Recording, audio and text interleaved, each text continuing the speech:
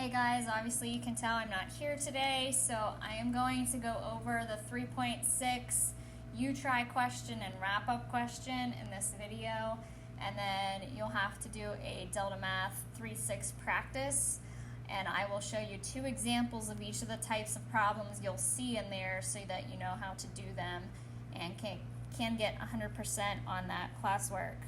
So let's go to the you try in section 3.6. So if you don't have your notes out already, pause the video, get them out, and then press play when you're ready to look at this question. So you had to type your answers into Delta Math for parts B and C. That was due today. We'll get to those two in a second, but if at any time you didn't have the correct answer, please make sure you fix it on your notes. So a professional soccer team is donating money to a local charity for each goal that they score. So we have the table there. What can you deduce from the pattern about the relationship between the number of goals and the money they donate? So Mr. Faust said in the video, look at what's happening. Your number of goals are increasing by 1. So every time they go up by 1. So if you had to backtrack to find the values in this table that would come before 1, so if you go backwards, you would have to subtract 1, so it would be 0 goals. And in the bottom for the donations, they are increasing by 75 every time. So if you backtrack, you would have to subtract 75, so that would be 0, 0. So that's how you know this is proportional. It goes through the origin. So let's look about the relationship that's happening. So if you take 75 and divide it by 1, you get 75. 150 divided by 2 is also 75. 225 divided by 3 is also 75. So every time you take the y value over the x, it should be 75. So this means for each goal scored, $75 is donated. So if they don't score any goals, they didn't donate any money. One goal, they got $75 in donations. If they score another one, then they get 75 again, which brings their total to 150. So that is the relationship. Now the equation that describes this relationship, so in Delta Math, it said to use a D for donations and a G for the number of goals scored. So you had to use those two variables in Delta Math to get this correct. Your constant or your unit rate or K value is 75. So you might think it was y equals 75x, but again, y and x can't be in this. Instead, we're going to have donations as D, goals as G, so you should have had the answer of D equals 75 times G. So $75 for every goal they score. All right, part C, use that equation to predict how much money will be donated for 12 goals. So that means 75 times 12 for G, and D is 900. Now, if you typed 900 into Delta Math and it told you that you were wrong, it's because you didn't write the unit, which was a dollar sign. So it's $900 for that answer. And then Mr. Faust talked through the other part of your notes. Here's the wrap-up that you were supposed to try. It says Quentin thinks both of these functions are proportional. Claudia says they're not proportional. Is either one of them correct? Technically, neither one is correct.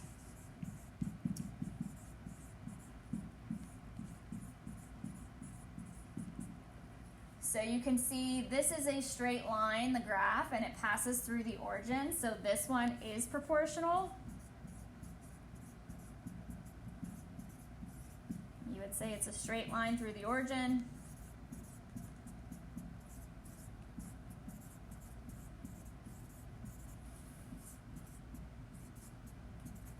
And the table over here doesn't contain the origin. It has the point 0, -1, which is not 0, 0. So this is non-proportional.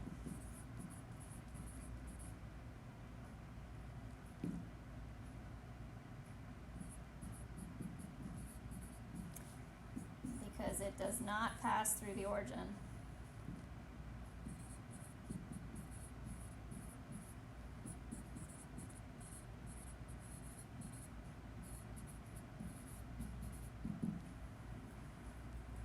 So the graph was proportional straight through the origin. The table was not. It does not contain the origin, the ordered pair 0, 0. So that was all your notes. Now in Delta Math, shortly, you'll have to practice some problems. You need at least 15 correct. So if you get one wrong, you might have to do an additional one. So let's talk about 2 examples of all the 5 types that you'll have to talk about or answer. Type number 1, which representation shows a proportional relationship between x and y? So you can narrow your choices down in a few ways. A is a straight line, but it doesn't go through the origin.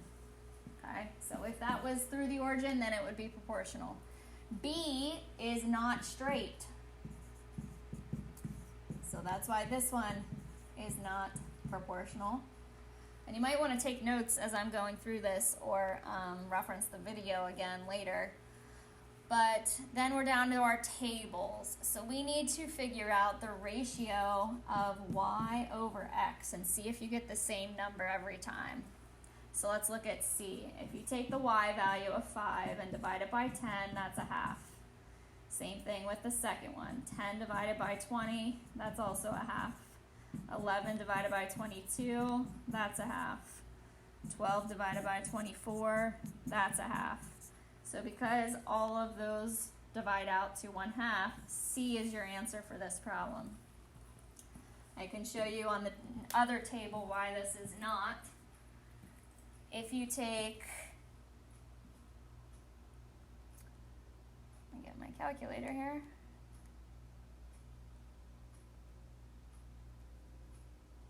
So on this one, if you take 9 divided by 6, you're going to get 1.5. If you take 20 divided by 17,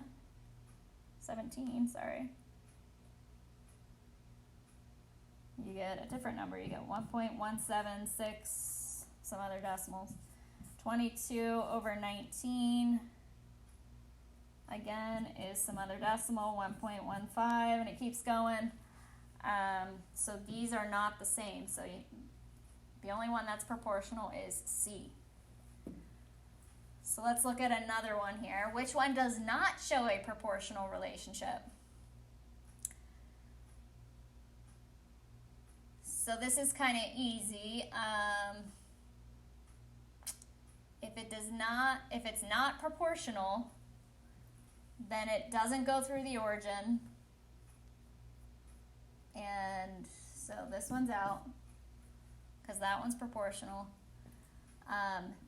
If it's not proportional, it doesn't go through the origin, so it might be B there. Let's check the other ones though for the ratio of y over x. 2 over 3 is just 2/3. 4 over 6 reduces to 2/3. 8 over 12, divide them top, bottom by 4, that's 2/3. 14 over 21, if you divide them by 7, that is 2/3. So that one's proportional. Over on letter D here, 9 divided by a 5 is 1.8. 27 divided by 15 is 1.8. 36 divided by a 20 is 1.8. We just have to check the last one. 45 over 25 is also 1.8. So yeah, it is letter B. This wasn't straight and it didn't go through the origin. All right, then you have a second group of questions that look like this. So Alexa has just gotten a new job. The relationship between the number of hours she works, X, and her total earnings, Y, is represented with the graph below. What does the ordered pair 6, 105 indicate? So notice this is the X value and this is the Y value. Down here, we're talking about X is hours. And up at the top, number of hours works is X. So this is hours. And the Y value represents the total earnings. And you'll see that over here. So we'll say total money. So let's look at our answers. X represents hours. So 6 hours. So I see $6, which is not true. $6. Here says 6 hours. This says 6 hours. 105 is talking about money every time, but there's a difference between the first one and the last one. Alexa earns $105 per hour for 6 hours, or Alexa earns a total. Okay, because it's total, we set up here total earnings. So correct answer was that fourth one.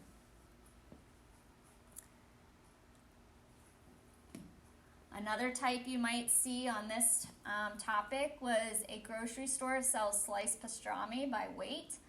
The relationship between the amount of pastrami in pounds, X, is the total, and the total cost in dollars of the pastrami, Y, is represented by the graph below. So what is the ratio, we learned that word before, of the cost to the amount bought? So we want this to be cost, colon, and the amount afterwards. So 414, that ordered pair, this is the X value, this is the Y value. Again, you can look at the sides. This represents the pounds, the amount, and the 14 represents the total cost. So over here, when you're writing your ratio, they wanted the cost first, so that's 14, colon, and then the amount of pounds, so that's 4. Now you don't see that in your answer choices because you have to reduce. So if you divide them both by 2, you're going to get 7, colon, 2. And that's your answer, so this one here.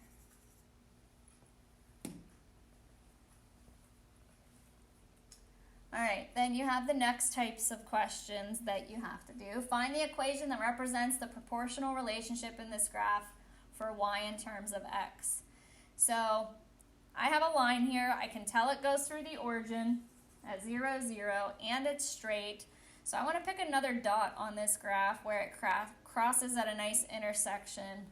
So I'm going to pick 8, and this would be a 3 because these are counting by ones.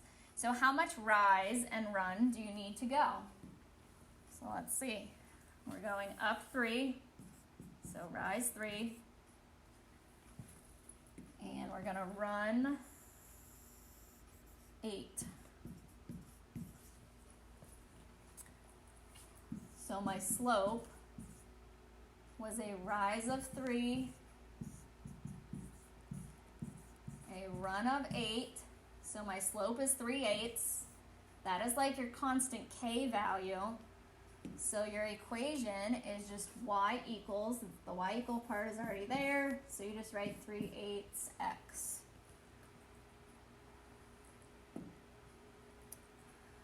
All right, we have another one. Different line.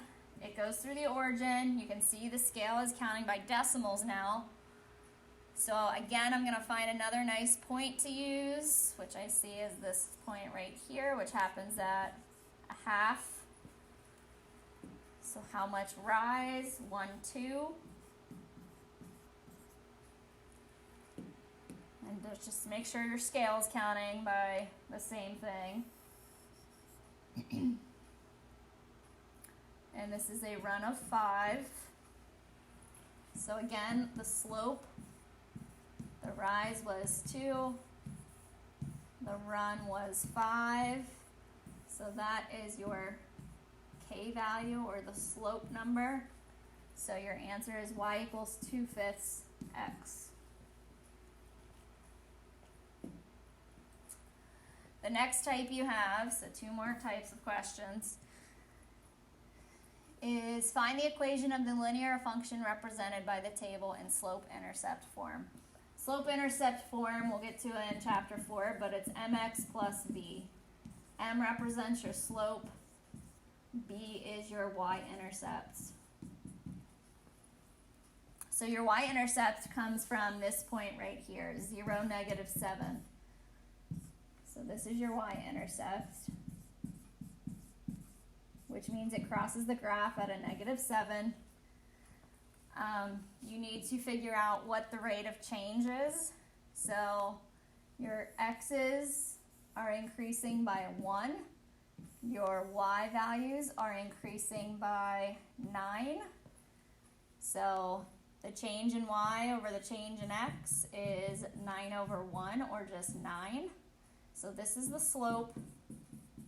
-7 was your y-intercept. So you have the m value is a 9, so y equals 9x. The plus b part is your -7. So it's 7 down from the origin.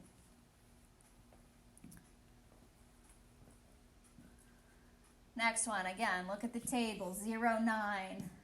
That means your y-intercept crosses at the y-axis at 9.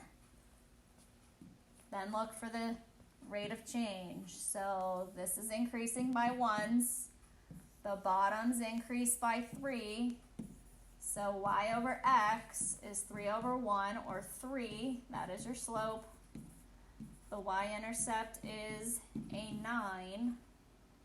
So it's a ratio of 3x and then plus 9 since this was positive.